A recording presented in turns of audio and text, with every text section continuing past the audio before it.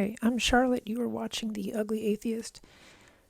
There's a company out in Texas called Colossal, and they are poised to bring back from extinction the thylacine, which is this guy, otherwise known as the Tasmanian Wolf, as they're more commonly known. And the same company is also working on bringing back the woolly mammoth. And these animals, fortunately, they went extinct short enough time span ago to where their habitats, there are places on Earth where they can comfortably fit in. For example, the woolly mammoth, they can be, if they're not kept in captivity, or maybe a sanctuary is made for them. Some kind of sanctuary is made for them, possibly up in northern Canada or in Alaska.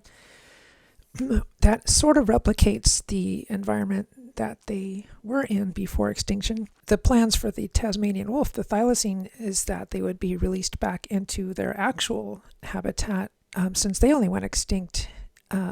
Supposedly, some people say they still see some around. But supposedly the last known thylacine died in captivity in the 1930s, which is fairly recent. And after their extinction, the native population in Tasmania of the food source that they used to prey on, I guess different kinds of rodents, I'm not sure, but their populations exploded.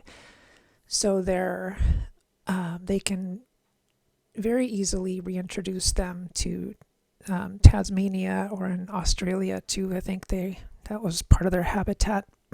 The other thing I wanted to mention about the thylacine is they're using some DNA from another existing marsupial, but that marsupial happens to be very rodent-like. So it'd be interesting to see that if you bring back the thylacine from extinction mixed with this little rodent type, it's like mixing prey behavioral tendencies with predator behavioral tendencies. So who knows what this thylacine, if it would even be effective as a hunter anymore, if you brought it back from extinction and released it into Tasmania, just like they reintroduced wolves into Yellowstone National Park, and that had a very positive impact on the ecology out there, the environment.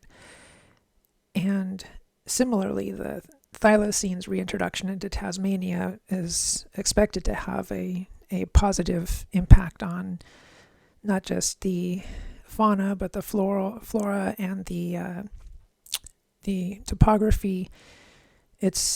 If you read up on how the wolves improved Yellowstone, it even went down to the formation of rivers, and it's remarkable how the chain reaction that happens when you correct for certain errors that were made by people.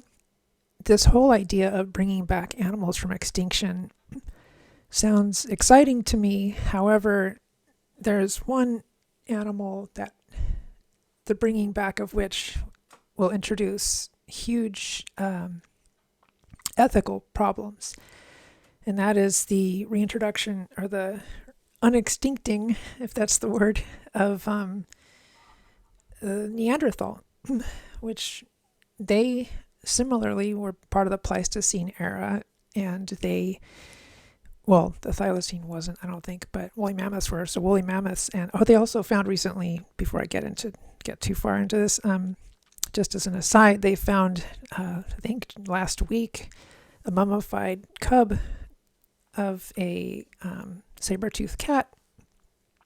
And so I'm sure they're no doubt going to map out the genetic, or the genome for that animal as well. That I know the Smilodon, I think, was charted to be unextincted as well. So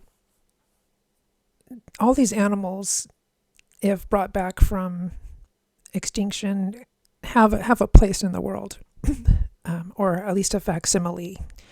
But Neanderthals, this is interesting because while they're not Homo sapiens, they are a hominid. They're a type of human. And if we were to bring them back from extinction, how would that be handled? And we know obviously it would have to be different than we handled the woolly mammoth mastodons or smilodons or the thylacines,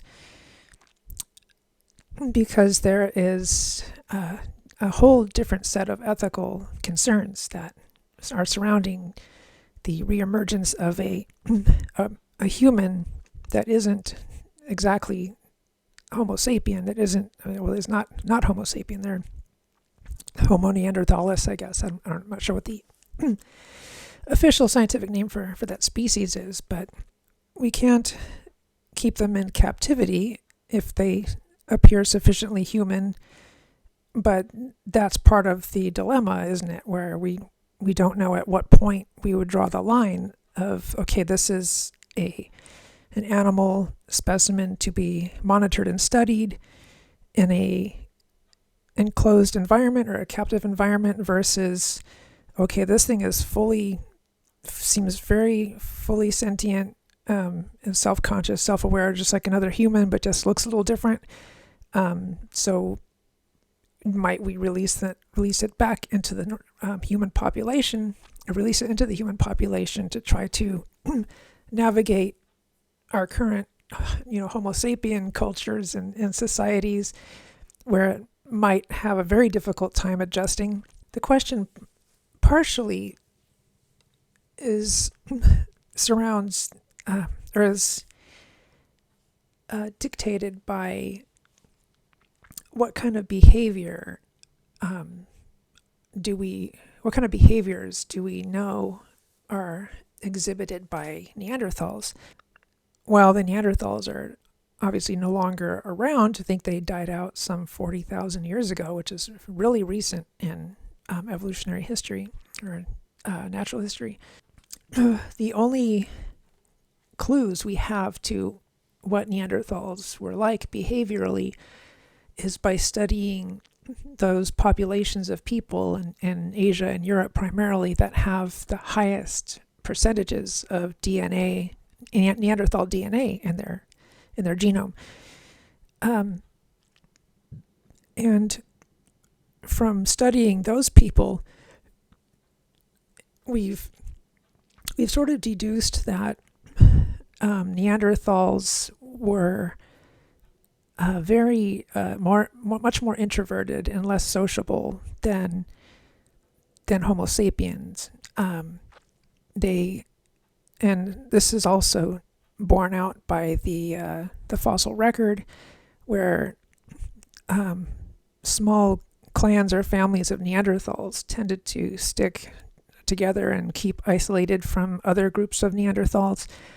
They were more isolated, which led to a little bit of inbreeding, but they did not. There was also, if you go off the modern human tendencies, behavioral tendencies or emotional tendencies, there's higher degrees of depression among those modern humans who have, or Homo sapiens, I should say, who have the higher percentages of Neanderthal DNA. I believe there is also fewer instances of schizophrenia, but there is a marked decrease in creativity as well. Now, all of this is merely speculation. We can't say for certain that Neanderthal DNA is what contributes to these maladies or these shortcomings or perceived shortcomings. But that's all we kind of have to go off of to predict what we're looking at if we brought a Neanderthal back from extinction. And would you just bring one, or would you try to make a pair, a mating pair, so that there is at least some sort of communal connection between the subjects.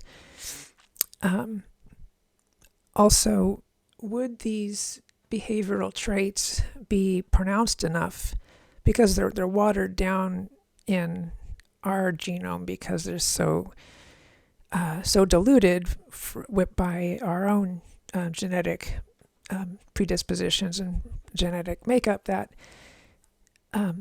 we don't know how if these traits were concentrated in one being, how that would play out. Do they tend to be violent or aggressive? There's a lot of unanswered questions, and bringing back a Neanderthal from extinction, or a few of them, or creating a few of them in the lab, it is a giant question mark, a giant ethical question mark.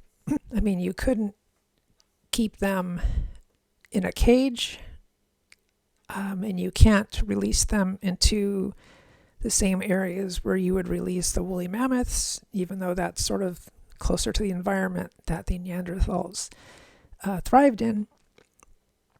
And depending on their aggression level and their limited neuroplasticity, and perhaps, and it's interesting, their brains were actually larger than ours, but yet maybe all of that gray matter or brain matter, we don't know what percentage is gray matter, but all of that mass might have been hyper focused on survival in a cold environment. It's difficult to say without obviously studying one in person.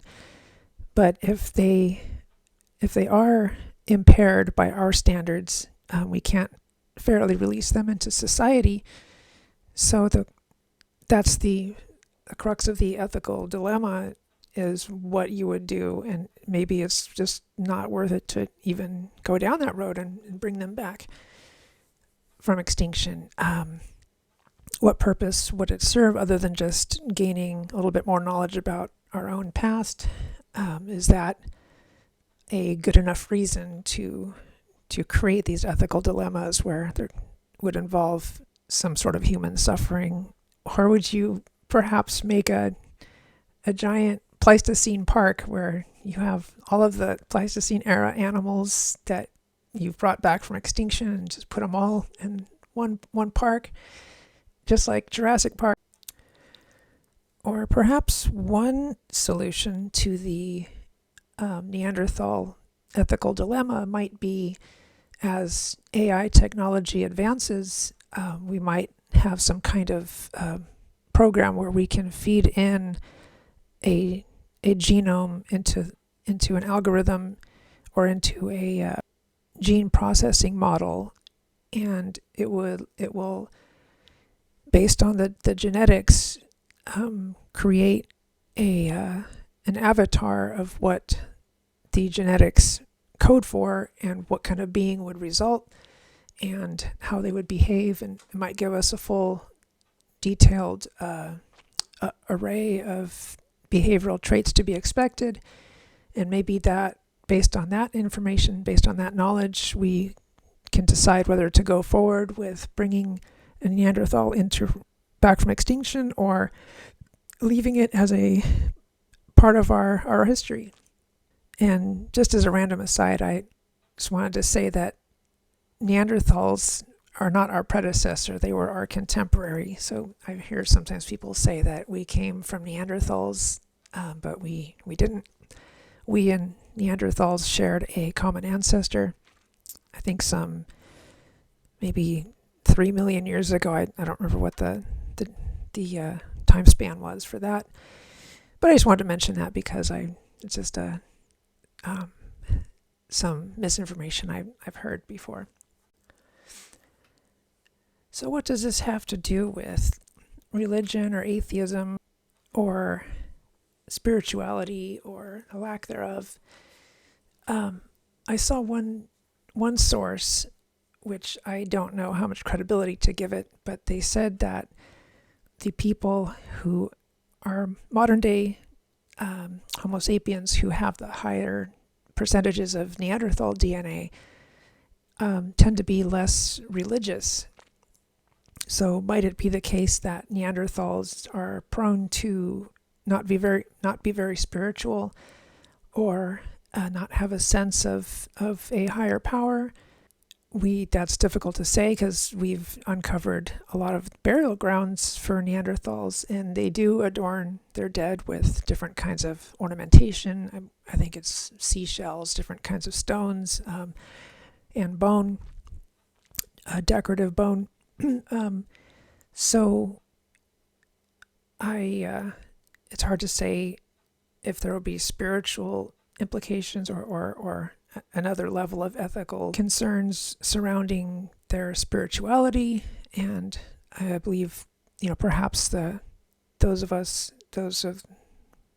who are more on the religious side of things might find Neanderthals to be an abomination, because a lot of Protestants or evangelicals, like what I used to be, don't believe in evolution. So if you bring back a hominid that is not Homo sapien, they might view it as evil, or as wicked, or some sort of demonic entity.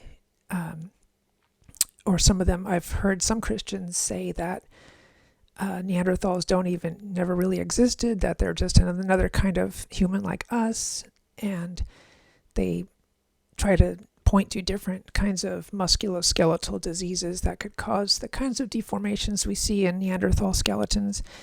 But those obviously have been debunked. And we know for certain, after having mapped out the Neanderthal genome in its entirety, that they are not Homo sapiens. It's a different species of human, with their own characteristics, phenotypes, and their own behavioral tendencies, brain physiology. I don't know what the answer is. So these are all interesting questions. I think time will tell, but I'll leave it there. My name is Charlotte. You're watching The Ugly Atheist. If you like this kind of content, please like and subscribe, and I will see you next week. Thank you.